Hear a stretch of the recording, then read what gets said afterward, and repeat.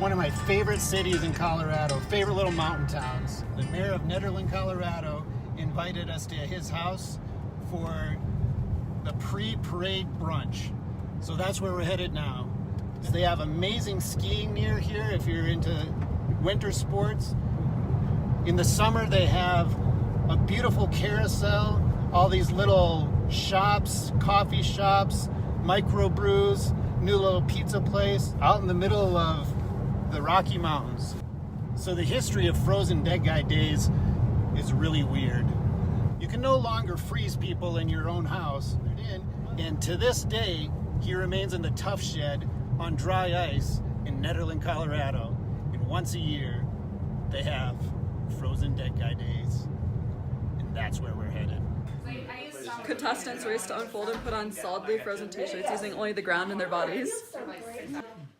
So I'm here with Chris Larson, Mayor of Nederland, and he's going to tell us about Frozen Dead Guy Days. Yeah, Frozen Dead Guy Days. So the whole story behind Frozen Dead Guy Days is back in the early 90s. We had this crazy Norwegian guy, Trygve Baug, living in town with his grandfather. His grandfather dies, and Trygve had been reading about cryonics, and you know, the whole story of Walt Disney's brain being put on ice and Ted Williams, and he really wanted Grandpa to come back someday, so he took Grandpa and stuffed him in the chest freezer with a bunch of dry ice. Is that legal? It was at the time. And so he did this for a while. He lived there for happily with his grandfather for a few years, and then Trygve was deported back to Norway, his home. And when everyone was cleaning out, they found the freezer with Grandpa in it. We discovered it actually wasn't illegal in Nederland or actually in all of Colorado, to store bodies in a freezer. So we actually changed that state law so that you can no longer store deceased relatives on a residential property. But of course, he was grandfathered in. Grandpa was grandfathered in. Ah, yes, that's the one joke of the day. I always have to get in there. One guy, the Iceman, we call him, he goes down to Denver, gets a half ton of dry ice, comes back and fills the freezer again. And he has been there now for almost 25 years. About 20 years ago, they decided we're going to make a festival out of this, and we started the Coffin Races and the Polar Plunge and the Frozen Wet T-shirt contest and trivia contests and Grandpa's Blue Ball and all kinds of crazy events that is now blown up into this thing where it's 25,000 people show up every year for this festival. We're going to check this out. Thank you for inviting me for your home. Thanks for coming up. This is going to be fun. This is great. Yep. This will be fun. It's time for me to go put on the tux so I can do the coffin race judging. And, all right. Yeah, we'll go down and hit the parade. Let's do it. All right.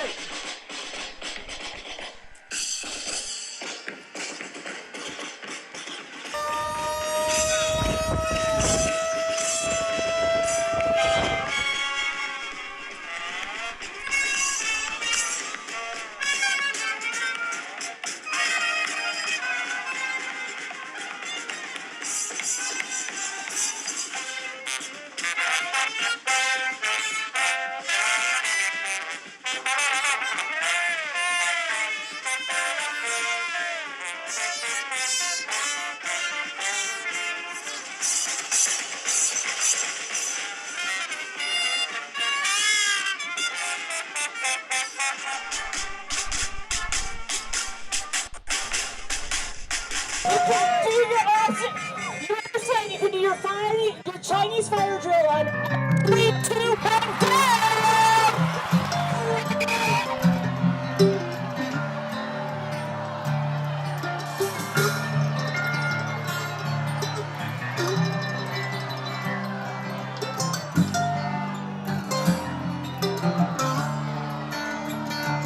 Well, I pushed and I plugged, dragged my feet through the mud, but now I just can't move the mountains in my way, in my way, in my way. Well, I just can't move the mountains in my way. And when I get there to the top, leave the bottom for the light.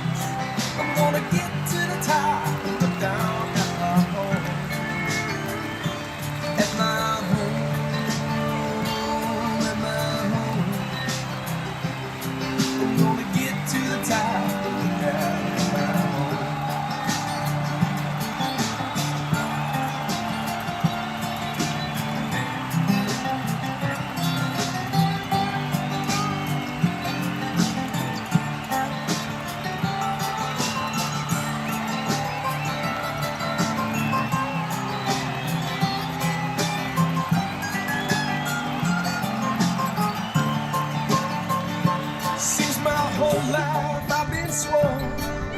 since the day I was born, to sit right down on the riverside alone.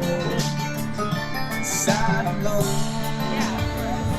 Side alone. To sit right down. Frozen Dead Guy days. You just got to do it. It's unlike anything else. It's like a winter festival. It makes the winter fun. I'll put a link down below so you can check it out, save it to your favorites, and attend this thing next year. They have great music lineups. It is just a lot of fun. As you can see, it's just something to experience. Frozen Dead Guy days.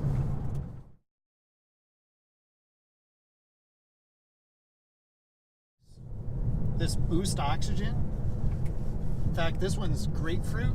It actually works, gets rid of any altitude headaches, and gives you energy.